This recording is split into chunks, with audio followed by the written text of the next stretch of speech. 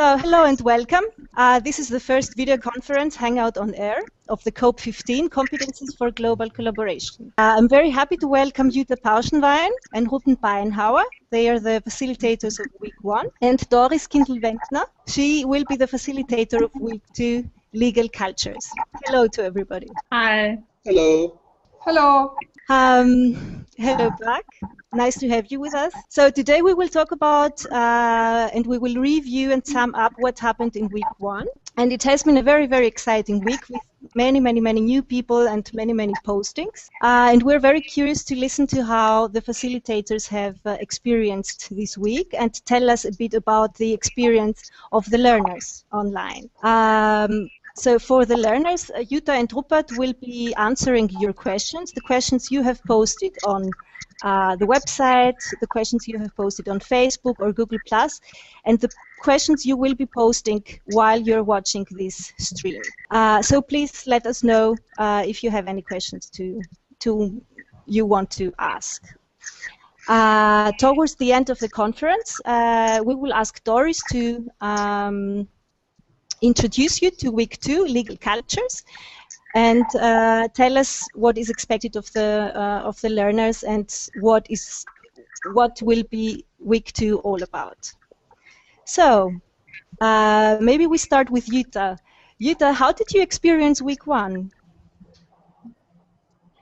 For me, Week 1 was great because there was a lot of activity. And yeah, I was astonished that already more than half of the learners were active in Week 1, and they posted comments. And we see this here that there is a lot more interaction at the website of COPE15 than with respect to the Google Plus group or the Facebook group. And I like it because in this way everybody can read what the others think about the assignments. And for me, yeah, it's a challenge to get in contact with more than 200 learners. And I like to read about them and to have my pictures of them and to fantasize what they want from the MOOC and how they enjoy learning with other people.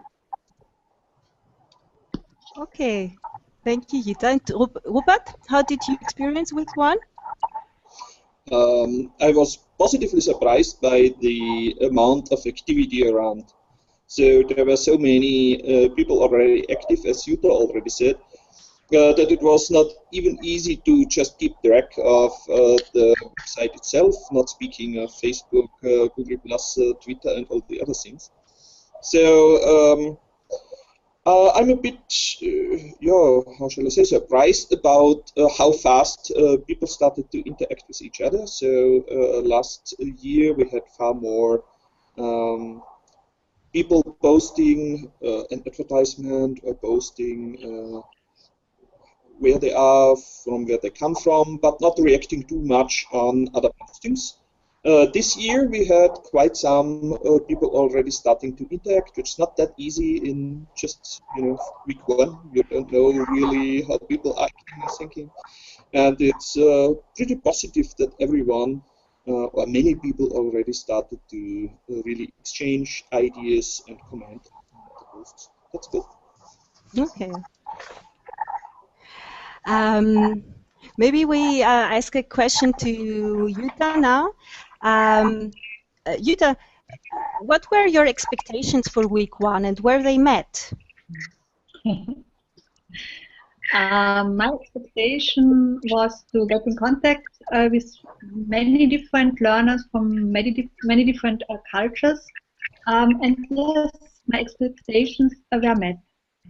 And maybe I speak a little bit about the learners because it's so fun. They are coming also from very diverse fields of work and fields of study.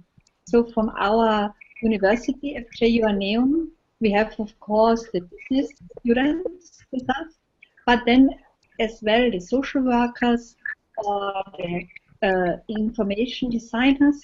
There are also some construction managers, journalism students, and then we have students from other universities as well. For example, from Hagenberg and Kufstein, and also from the Dober faculty of Maribor. And then, of course, there are all the other learners who are not students, but who choose to learn together in the MOOC. And here, for example, remember there are some people from Mexico or from Russia. So I think some days ago there were at least 26 different countries represented in the MOOC. And that's very interesting, and I like it that all the students also already have a lot of experience of traveling abroad. Mm-hmm. Okay, thank you. Rupert, what were your expectations for week 1 regarding your assignments in intercultural collaboration? And where they met your expectations? Yeah, for one thing, I was looking for a colorful assignment 1.4 with all the ads and advertisements to look at. There were a lot of completely different advertisements that were invested or that were posted.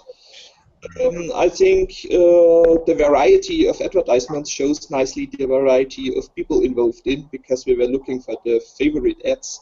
And if we look at them being funny, being thoughtful, being, typical Austrian, being typical Japanese, it's really nice to see that all those variety is also in the advertisements, the same variety that we probably also have in our learners. So that's a very good mirror we have here.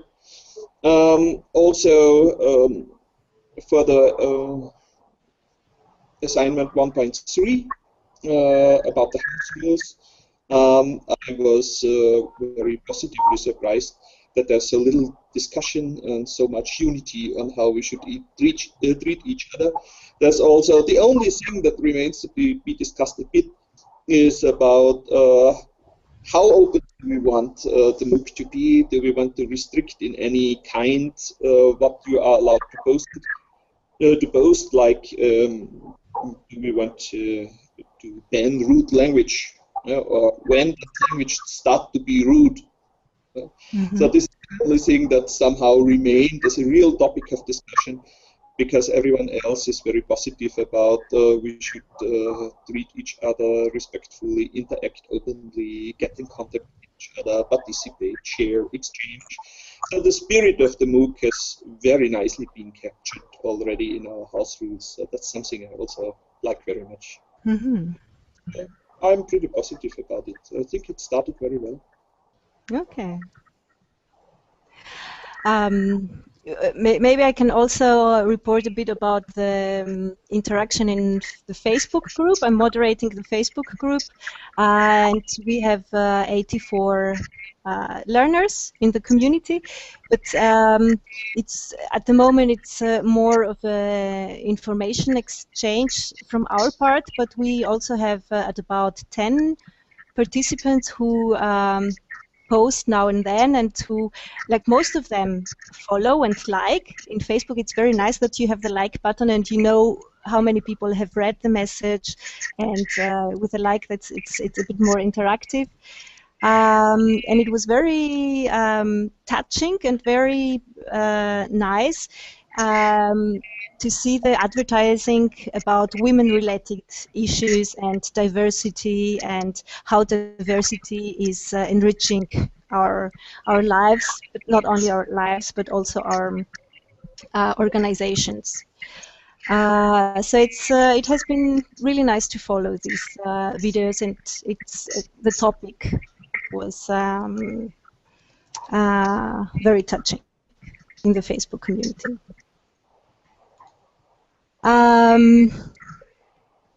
So maybe now we go away from the facilitator's point of view, and we come back to, we go to the questions from the learners. So we asked learners to post their questions, and we have a couple of them here, which I would like to post to tell you. So we have a question from a learner saying, this was my first week of MOOC experience, but now I met a lot of people and got a first impression of this learning method. On COPE15 homepage, I found a reference about how to receive a badge. However, I am a bit unsure about how to value my activity during week 1. Will we get any feedback during the course on this issue? So maybe Jutta, would you like to answer this question? Yes, about this question from the learner. Of course, it is not possible to give everybody feedback after every week. I try to answer at least once every learner who was active at the website, and it's a real job to do it. But when you read what has to be done for the badge at the website, we have written that the learner should be active in at least 4 of the 6 weeks, and they should document their activities. So when you are learners at the end of week 1 and you have written several postings, then you could copy them in a document, and maybe if you have some reflections at the end of this week, you can add the reflection as well. And then in week 2 and 3 and 4 and so on, you can collect your activities.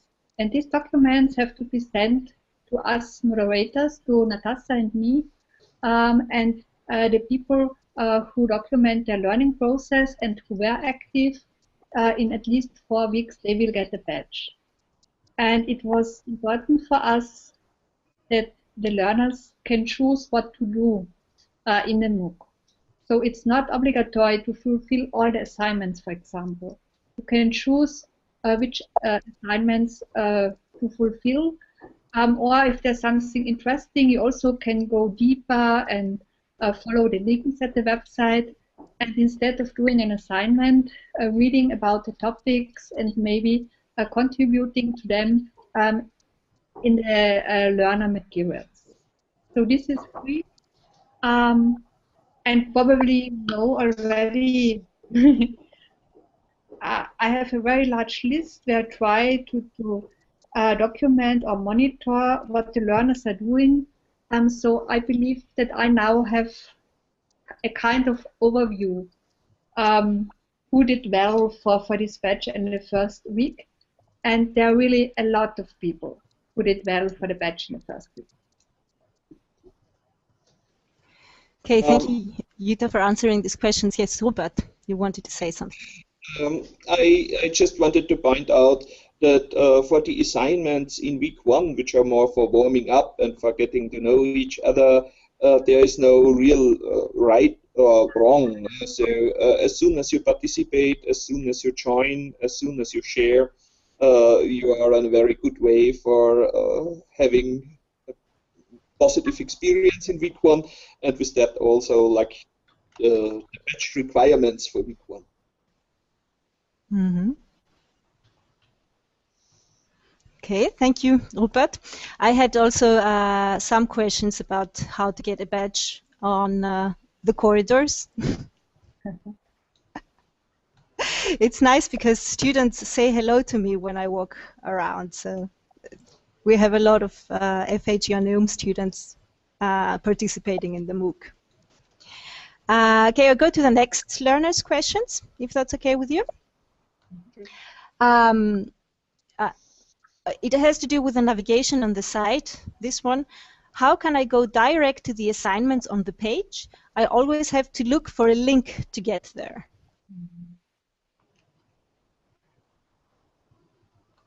Yeah, maybe I will answer with that as well. Yeah, I think you should bookmark the assignment and then you will find it easily. So it's your responsibility, not ours. Also, I think it's just 2 clicks away from the homepage. So essentially, you are pretty fast in getting where you want to. Mm-hmm. I also think, as a moderator, maybe I also try to say my opinion. in the beginning, the navigation of this site seems more complicated, but in week 2 and week 3, you get used to the interface, and then maybe it's really only 2 clicks away. So it's going to become a bit more clear, I hope, with the navigation in the next week.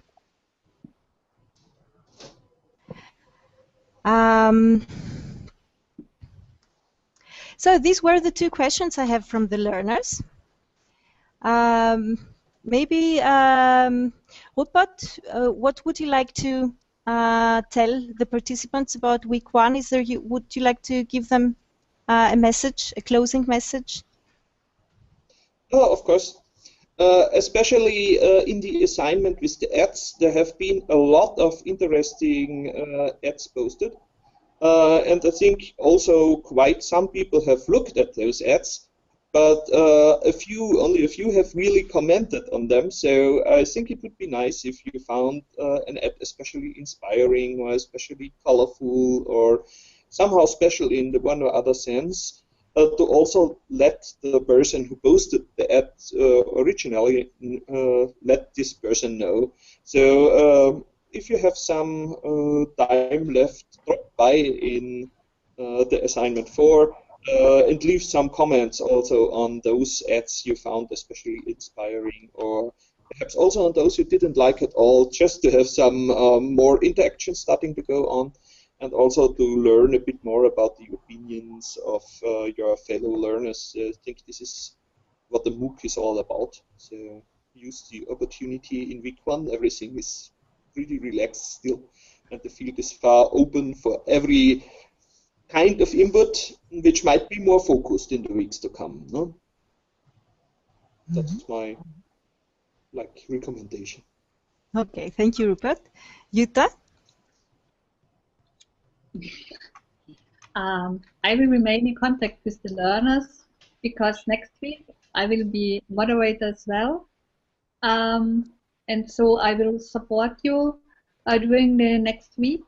And at the end, week 6 is my week again, this time together with Maya. And with Maya, we will close this MOOC and help you to transfer what you have learned in the MOOC to your everyday business. And I forgot to mention at the beginning, but Maya also brought a lot of info design students into the MOOC. So, hi. Okay, so thank you very much, Jutta and Rupert. In this atmosphere, in this sense, we're closing week 1, and I would like to say hello to Doris Kindl-Wendner, who will be the facilitator of week 2.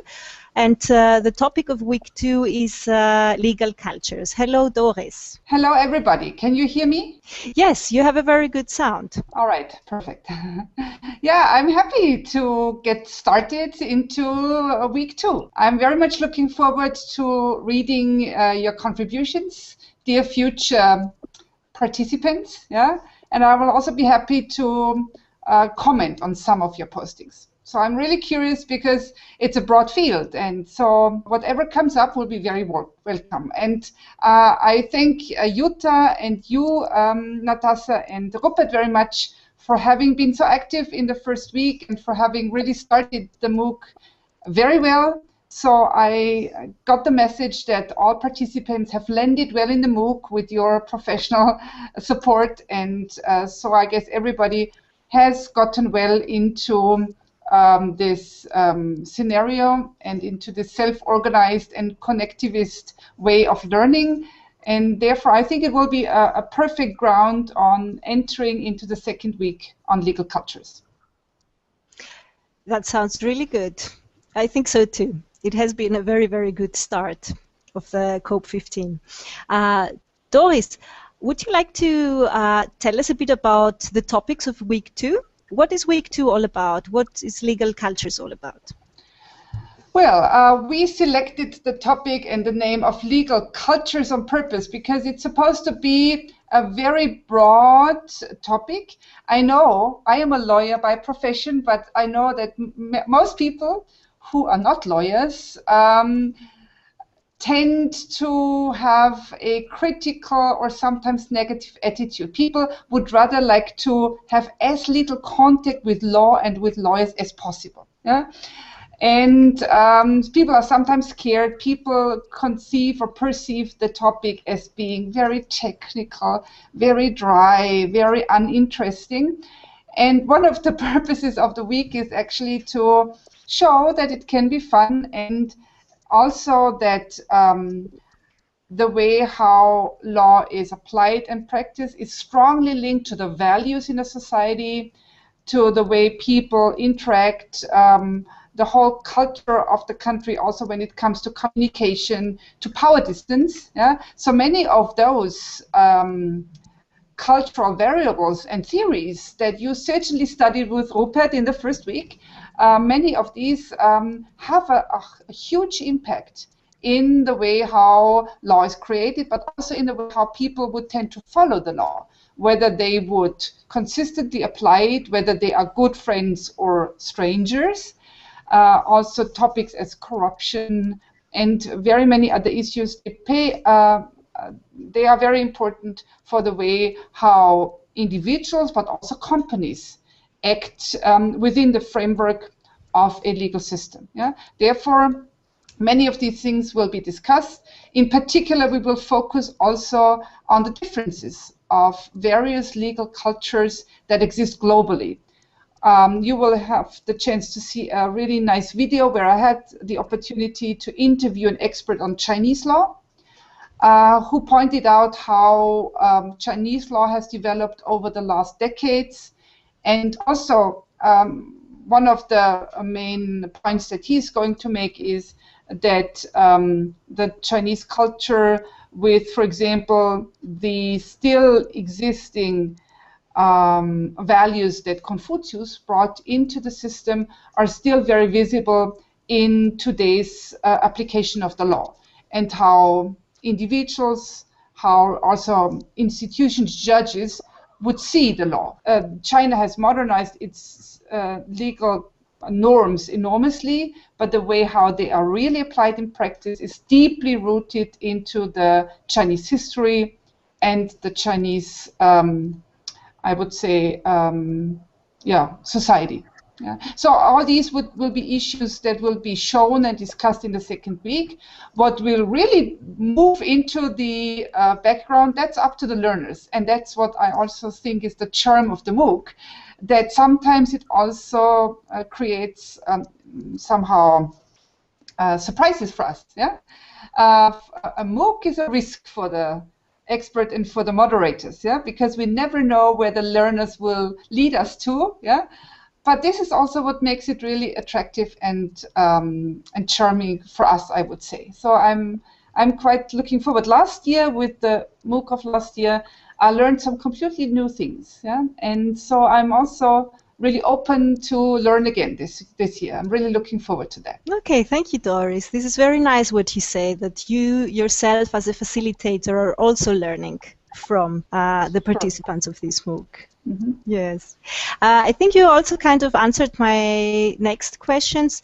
My next question was, what do you expect from the learners of week 2? In a sense, in what is the right mindset for becoming active in week 2? Well, the right mindset, first of all, is to be really open. We try with the first assignment to really introduce everybody gently into this topic, because I'm aware of the fact that some of the learners will never have studied law before. That's completely fine. You don't need any prerequisites. You don't need any existing knowledge. We start at a very simple introduction, because after all, every human being is in a way exposed to legal issues, whether you rent an apartment, you buy a bicycle, whatever you do, it always has a legal dimension. And so in the first assignment, we invite participants to share their experience. And since it's supposed to be also a global exchange, maybe you exchange your experience that you had with contracts in a different country. Yeah? When you, for example, book a hotel room abroad, yeah, what happened to you? Yeah? So my expectation, first of all, is that people would be really willing to share their experience in the first assignment. And then what my expectation would also be is that during the week that they would get more and more into the materials, that they would be able to use the language of the law, because after all disciplines have their languages, and this is also what the MOOC shows over the 6 weeks, and that they would then also post some reflections on the differences in the legal cultures, especially from their experience and from the countries that they are interested in. That they gradually, over the week, get into the the habit of understanding a little bit how law works and how law is applied in practice.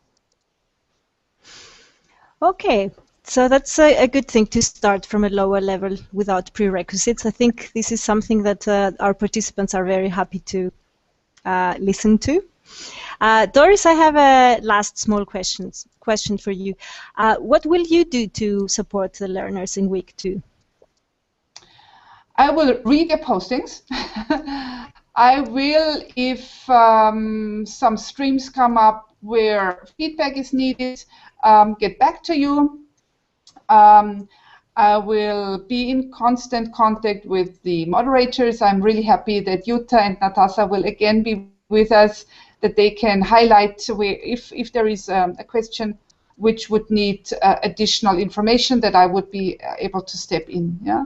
So I will also have an intensive week, like you will have it, and this is what I can do for you and what I will be happy to provide, any assistance that's needed.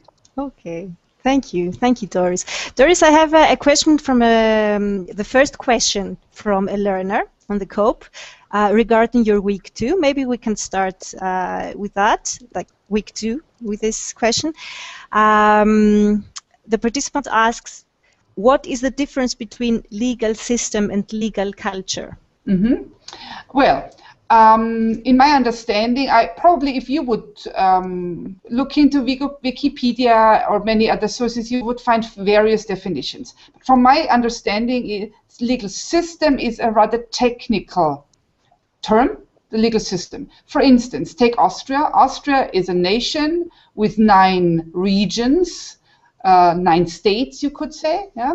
And by constitution, we are a federal nation. That means that we have federal law, but then each of the 9 regions has its regional state law. That's part of the system, yeah? To be a federal nation.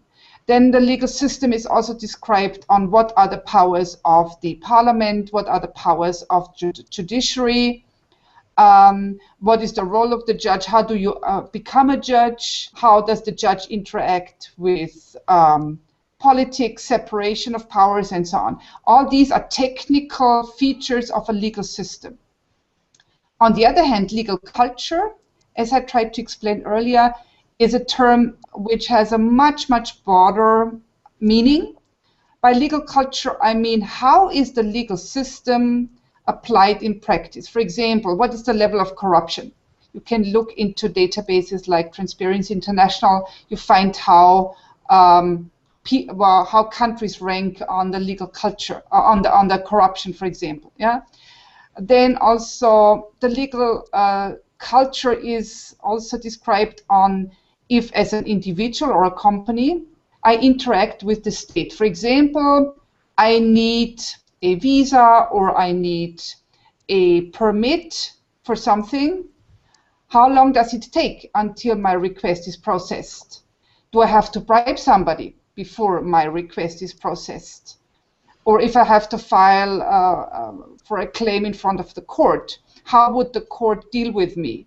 Do I need an attorney, and so on? And also, so if I enter into a conflict with somebody and I have a problem, where could I find help? Yeah?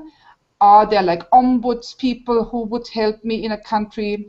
All these different aspects, they are meant by legal culture. So legal culture is the very broad term, which refers to any kind of situations and any kind of, I would say, reality, how the law is applied. And legal system is the technical term that tells you who makes the law, who is supposed to apply the law, and what kind of actors, what kind of institutions, what kind of norms exist in a country. Yeah? Knowing the legal system is fine.